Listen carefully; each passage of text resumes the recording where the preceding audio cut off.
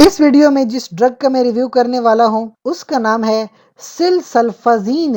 اس میں اگر آپ اس نام پہ ذرا غور کیجئے گا، ایک تو ورڈ ہے سل اور پھر ہے سلفا۔ اس کا میں آپ کو مطلب سمجھا دیتا ہوں۔ سل استعمال ہوتا ہے سلور کے لیے، جبکہ سلفازین ایک میڈیسن ہے، سلفا ڈایازین، اس کو ڈینوٹ کرتا ہے۔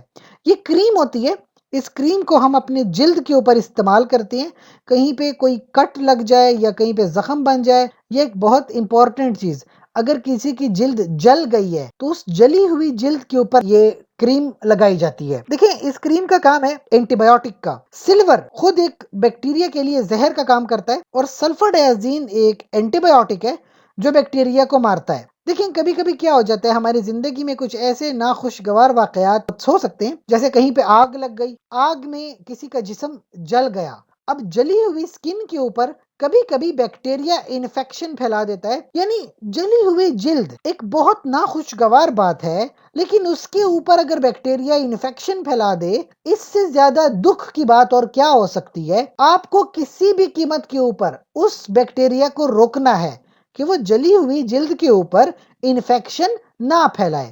تو لہٰذا اس کریم کو استعمال کرتے ہیں، صبح شام استعمال کر سکتے ہیں یا دن میں ایک بار استعمال کر سکتے ہیں، جس طرح ڈاکٹر آپ کو مشورہ دے گا۔ اگر اس تصویر کو ملاحظہ فرمائیے تو ایک پیشنٹ ہے جس کی جلد جل گئی ہے۔ پہلے تو اس جلی ہوئی جگہ کو صاف کیا گیا، ڈیڈ سکن کو ریموو کر دیا گیا، پھر اس کریم کو اپلائی کیا گیا اور اس جگہ کو کور کیا گیا تاکہ کریم وہاں پہ ٹھہر سکے، وہاں سے ہٹے نہیں۔ اور چند ہی دن میں آپ کو خوبصورت ریزلٹ دیکھنے کو ملیں گے کہ اس جگہ کے اوپر جہاں جلن ہوئی تھی، کریم لگائی تھی، بہت ٹھیک ہونے لگی ہے اور انفیکشن بھی نہیں پھیلا۔ کریم کا مقصد کیا تھا کہ انفیکشن کو روکے، تو واقعی میں انفیکشن نہیں پھیلا، یعنی کریم نے اپنا کام کر دیا، انفیکشن نہیں پھیلا۔ باقی نشان کب تک ختم ہوں گے اب دیکھیں، اس میں چاہے 6 مہینے لگے یا سال لگے یا 2 سال لگے، ٹوٹلی یہ ایک ڈرماٹولوجی کی بات ہے، یہ ایک ایستھیٹکس کی بات ہے، اس میں کریم کا کوئی رول نہیں ہے۔